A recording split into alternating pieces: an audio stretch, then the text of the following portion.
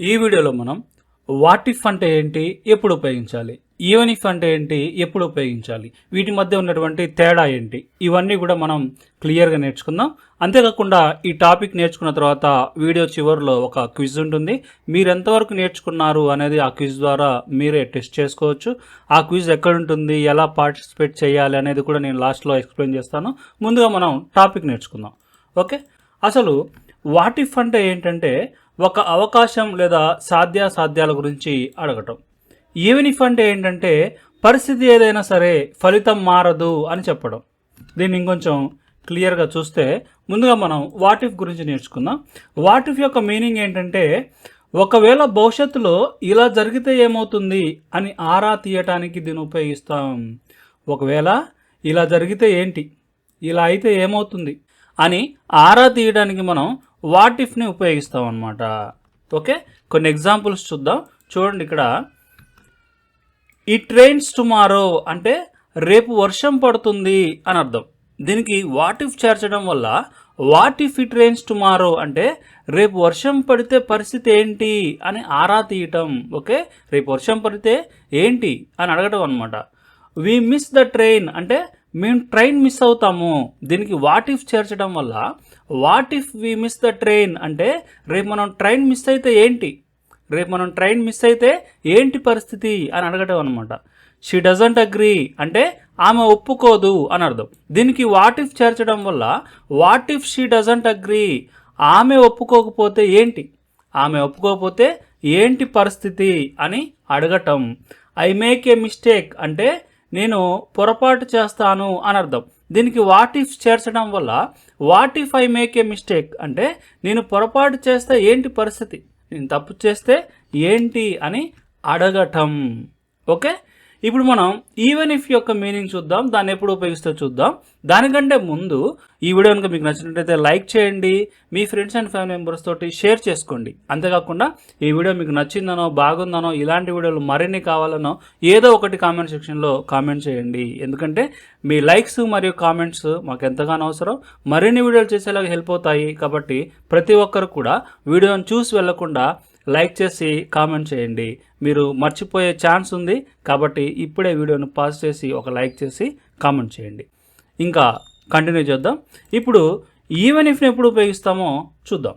Even ఇఫ్ని ఎప్పుడు ఉపయోగిస్తామంటే చుట్టూ ఉన్న పరిస్థితులు ఎలా ఉన్నా సరే ఒక పని ఖచ్చితంగా జరుగుతుంది లేదా ఆ పని యొక్క ఫలితం మారదు అని చెప్పడానికి దీన్ని ఉపయోగిస్తాం.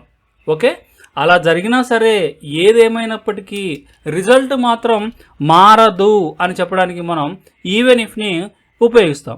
కొన్ని ఎగ్జాంపుల్స్ చూద్దాం. చూడండి, ఇక్కడ even if it rains, even if it rains అంటే వర్షం పడినా సరే వి విల్ గో అవుట్ మేము బయటకు వెళ్తాం అంటే మేము బయటకు వెళ్ళే ఒక పని మారదు వర్షం పడినా సరే అని అర్థం. Okay, even if she disagrees అంటే ఆమె ఒప్పుకోకపోయినా సరే ఐ విల్ కంటిన్యూ నేను కంటిన్యూ చేస్తాను అంటే నేను కంటిన్యూ చేయటం అనే రిజల్ట్ మారదు, దాంట్లో ఎటువంటి మార్పు ఉండదు. Okay, even if I'm tired నేను అలసిపోయినా సరే నాకు అలసటగా ఉన్నా సరే I will finish the work నేను వర్క్ని పూర్తి చేస్తాను అంటే నేను వర్క్ను పూర్తి చేయటం అనే రిజల్ట్ అనేది మారదు. ఓకే, ఐ వోంట్ గో నేను వెళ్ళను ఎప్పుడు, ఈవెన్ ఇఫ్ దే ఇన్వైట్ మీ వాళ్ళు నన్ను ఇన్వైట్ చేసినా సరే అంటే వాళ్ళు నన్ను ఆహ్వానించినా సరే నేను వెళ్ళను అంటే నేను వెళ్ళడం అనే రిజల్ట్ మాత్రం మారదు. ఈ విధంగా చెప్పడానికి మనం ఈవెన్ ఇఫ్ని ఉపయోగిస్తాం. ఓకే, ఒకసారి రెండింటిని కంపేర్ చేద్దాం. ఒకే పరిస్థితి రెండు విభిన్న అర్థాలు అంటే సిచ్యువేషన్ ఒకటే కానీ మీనింగ్స్ డిఫరెంట్గా ఉంటాయి అన్నమాట. ఫస్ట్ సిచ్యువేషన్ ఏంటంటే వర్షం పడటం అనేది ఒక సిచ్యువేషన్. ఓకే, వర్షం పడటానికి మనం వాట్ ఇఫ్ని యూస్ చేస్తే what if it rains tomorrow రేపు వర్షం పడితే ఏంటి అని అడుగుతున్నాం. కానీ ఈవెన్ ఇఫ్ని యూస్ చేస్తే even if it rains tomorrow రేపు వర్షం పడినా కూడా వి విల్ ప్లే మేము ఆడతాము అంటే ఫలితం ఇక్కడ మారదు. ఈవెన్ ఇఫ్ యూజ్ చేసినప్పుడు ఫలితం మారదు అంటే రిజల్ట్ మారదు. కానీ వాట్ ఇఫ్ ఎప్పుడు ఉపయోగిస్తామంటే ఒక అవకాశం గురించి అడగటం, అలా జరిగితే ఏంటి అని అడగడం అన్నమాట. ఓకే, ఇంకొక సిచ్యువేషన్ చూస్తే ఆమెకు ఆలస్యం అవ్వడం అనేది situation. What if she is late ఆమెకు లేట్ అయితే ఏంటి మరి, ఆమెకు లేట్ అయితే ఏంటి పరిస్థితి అని అడగడం. ఈవెన్ ఇఫ్ని ఉపయోగిస్తే even if she is late the meeting will start. ఆమెకు లేట్ అయినా సరే మీటింగ్ టైంకి స్టార్ట్ అవుతుంది. అంటే మీటింగ్ స్టార్ట్ అవడం అనే దాంట్లో ఫలితం మారదు. ఓకే, ఇంకొక సిచ్యువేషన్, పరీక్షల్లో ఫెయిల్ అవ్వటం అనేది ఒక సిచ్యువేషన్ తీసుకుంటే, what if I fail the test.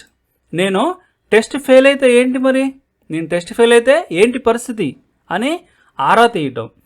Even if I fail the test, నేను టెస్ట్ ఫెయిల్ అయినా సరే ఐ విల్ ట్రై అగైన్, నేను మళ్ళీ ప్రయత్నిస్తాను. ఇక్కడ మళ్ళీ ప్రయత్నించడం అనే రిజల్ట్ చేంజ్ అవ్వదు.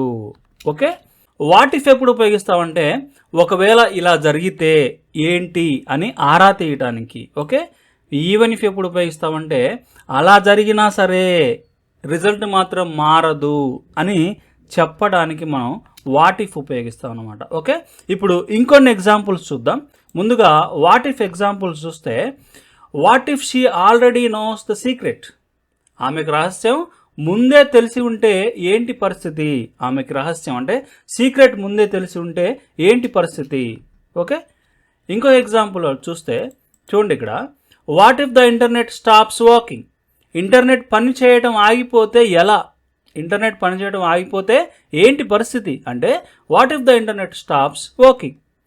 ఇంకో ఎగ్జాంపుల్ చూస్తే, what if we run out of time. మనకు టైం లేకపోతే ఏంటి పరిస్థితి, మనకు టైం సరిపోకపోతే ఏంటి పరిస్థితి అంటే what if we run out of time. What if they cancel the event.